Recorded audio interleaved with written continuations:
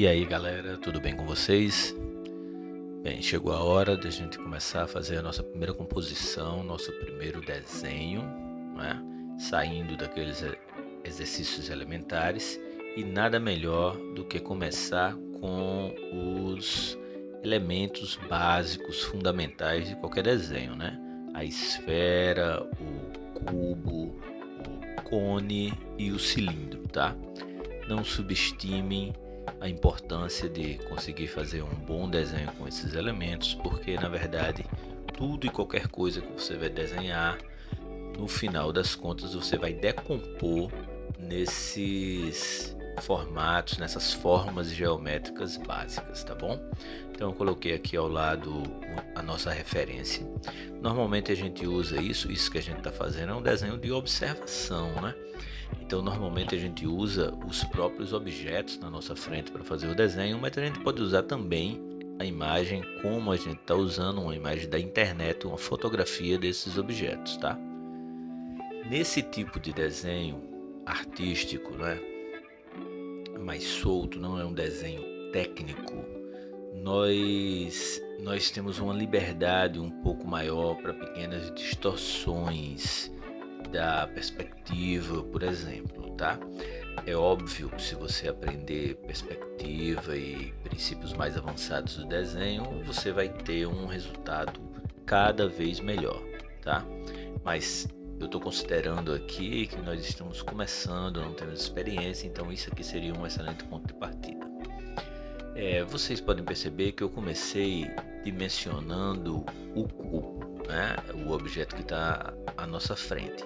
Então o tamanho desse cubo ele vai ser arbitrário, não é eu que vou escolher. Agora os outros objetos estarão em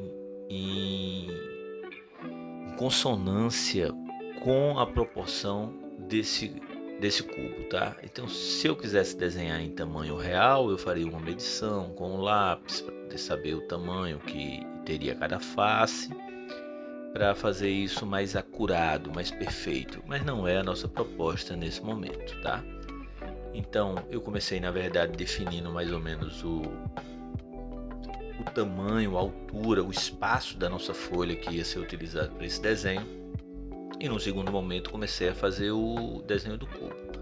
Esse desenho também, esse vídeo também está acelerado em 2 vezes a velocidade, tá? Para que ele não fique tão longo. Uma vez que eu desenho o meu cubo, todos os outros elementos vão se basear nele. Então eu percebo que o círculo, a ponta do círculo é um pouquinho mais alto do que a ponta do meu cubo. Então a ponta do meu cone é um pouquinho mais alta do que a ponta do meu círculo. E assim eu vou conseguindo dimensionar. Uma coisa para a gente observar sempre quando a gente está fazendo esse tipo de desenho de observação é, além do desenho positivo do que a gente está fazendo, ou seja, a silhueta, né, as bordas dos nossos elementos, a gente tem que prestar muita atenção ao espaço negativo que existe neles. Por isso que eu marquei mais ou menos um retângulo onde estaria o meu desenho, né, os objetos principais estariam dentro dele, para eu poder ter a noção desse espaço negativo, tá?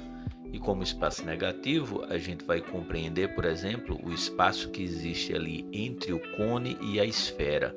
Qual é a largura daquele pequeno corredor que fica.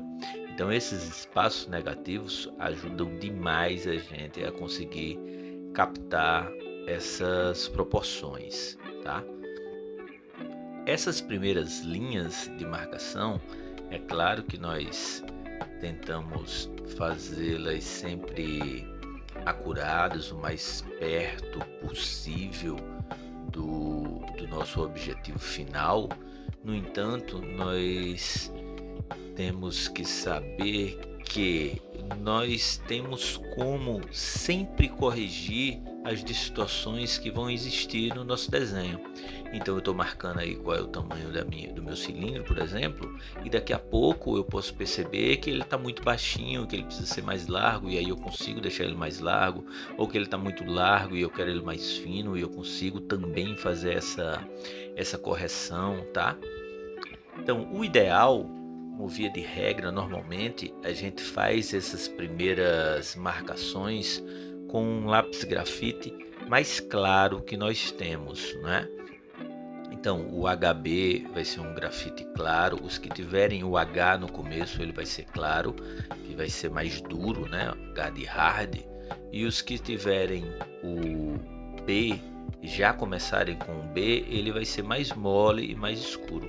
Então é normal que a gente faça essa primeira etapa do nosso desenho com um lápis grafite um pouco mais claro, e só depois de avançar é que a gente vai começar a usar os mais escuros.